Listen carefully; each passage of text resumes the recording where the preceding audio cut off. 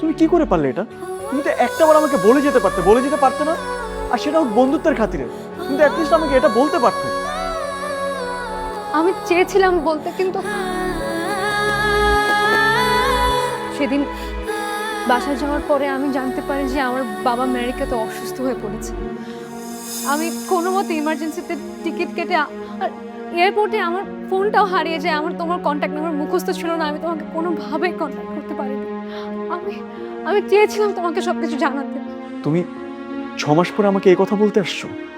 না, আমি তোমাকে আরো অনেক কিছু বলতে এসেছি। আমার বাবা 3 মাস হসপিটালে থাকার পর মারা যায়। ওই দেশের সব ফর্মালিটি শেষ করে আসতে আসতে আমার 6 মাস লেগে গেল। এখন তোমার কাছ থেকে দূরে চলে যাওয়ার পরে আমি বুঝতে পেরেছি যে আমি তোমাকে কতটা ভালোবাসি।